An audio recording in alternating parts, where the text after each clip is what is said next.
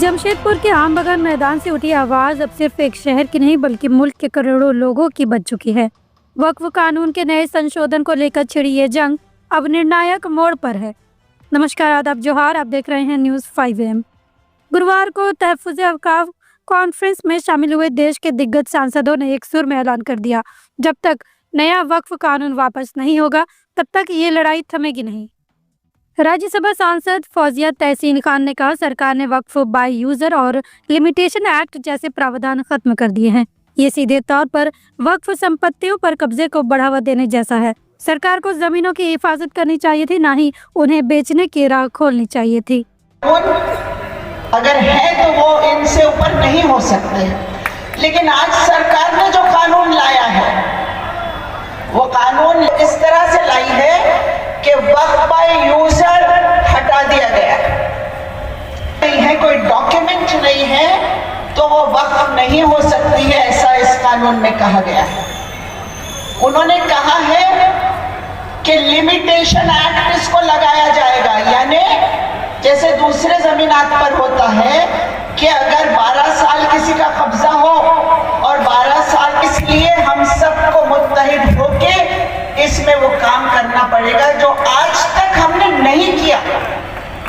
आज तक हमारी कौम ने ये तहफ़्फ़ुज़ का काम जिस इखलास के साथ करना चाहिए था वो नहीं हुआ। वक्फ बोर्ड्स में आज बहुत सारे मसाइल हैं, सरकार की किसी किस्म की मदद वक्फ बोर्ड्स को नहीं मिली।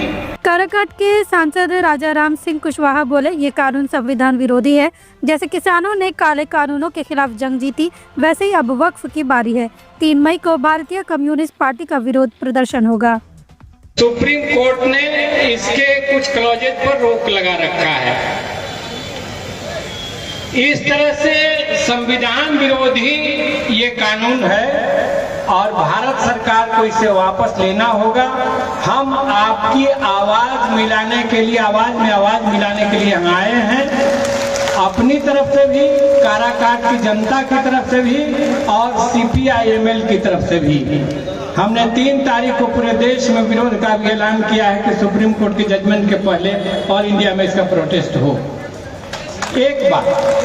दूसरी बात हम ये कहना चाहते हैं, अभी बोधगया में 6 महीने से बुद्धिस्ट लड़ रहे हैं कि हमारे धार्मिक संस्थानों के मामले में हस्तक्षेप बंद हो। रामपुर से सांसद मोहिबुल्लाह नदवी ने कहा, नया वक्फ कानून सबसे खराब कानून है, इसे हर हाल में वापस लेना होगा। यहाँ तक कहा जा रहा है कि ताजमहल गुलामी की निशानी है। आखिर ये कैसा विचार है? उसे इमाम हिंद, आपने वहां भी धोखा किया, देशवासियों को एजाम के नाम से धोखा दिया। और फिर जो बात कहने की थी, जो ड्राफ्ट तैयार किया गया कानून, इस वक्त कानून का, उसमें 10 लोगों में मात्र 1 मुसलमान थे। मैंने पूछा इमीडिएटली से, अरे भाई कोई कानून लाया जाता है तो उस कम्युनिटी के माहिरीन कानून को, स्कॉलर्स को, आलिमों को उनसे पूछा जाता है। नहीं, रोंगते हुए लाया गया। यहां पर मौजूद मेंबरान पार्लियामेंट बैठे हैं,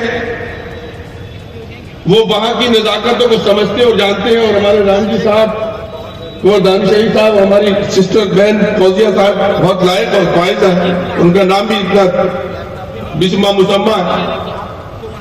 पूर्व सांसद कुंवर दानिश अली ने कहा, आज वक्फ की बारी है, कल किसी और की होगी। सरकार की नजर सिर्फ हमारी जमीनों पर है।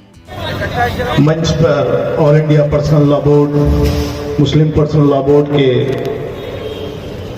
दूसरे ओहदेदार, मेंबर्स ऑफ पार्लियामेंट, बुजुर्गों, मेरे नौजवान साथियों और इस मुल्क की इंसाफ पसंद आत्मा के रखवालों, मेरा आप सबको सलाम। साथियों, हमारे साथी मौलाना मोहिबुल्लाह साहब ने बहुत जोरदार तकरीर की। कार्यक्रम में झारखंड अल्पसंख्यक आयोग के अध्यक्ष हिदायतुल्लाह खान, कासिम रसूल इलियास, अजमेर दरगाह के सज्जादानशीन सरवर चिश्ती जैसे बड़े नामों की मौजूदगी ने इस कॉन्फ्रेंस को ऐतिहासिक बना दिया। जैसा कि आप लोग जानते हैं कि all India Muslim personal law board जो मुस्लिम कम्युनिटी का एक यूनाइटेड प्लेटफॉर्म है और इसका काम है प्रोटेक्शन ऑफ शरिया लॉ। जब 8 अगस्त 2024 को बिल आया वक्फ पर और उसके बाद जेपीसी को भेजा गया, 13 सदस्यीय कमेटी बनाई गई, तो मुस्लिम पर्सनल लॉ बोर्ड ने जेपीसी से मुलाकातें की, डिफरेंट स्टेट्स के सीएम से डेलीगेट्स मिला, मिनिस्टर ऑफ माइनॉरिटी अफेयर्स से भी हम मिले से, और हम लोगों ने अपना स्टैंड क्लियर किया। जो 44 अमेंडमेंट्स है टोटल इस बिल में, जो अब एक्ट की शक्ल ले चुका है, उस पर सख्त ऐतराज है all India Muslim personal law board को। और मुस्लिम पर्सनल लॉ बोर्ड इस एक्ट के खिलाफ माननीय सर्वोच्च न्यायालय में, सुप्रीम कोर्ट में गया है।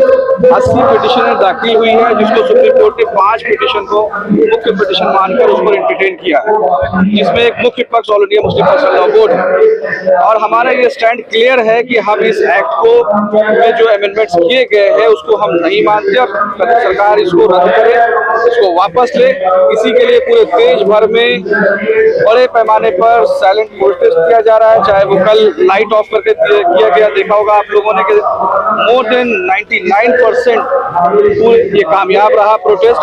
आज जमशेदपुर के गांधी मैदान में एक बड़ा जनसैलाब है और इसमें सिर्फ मुस्लिम समुदाय के लोग नहीं, राजाने वतन भी आए हैं, वो हमारे साथ है इस एक्ट के खिलाफ।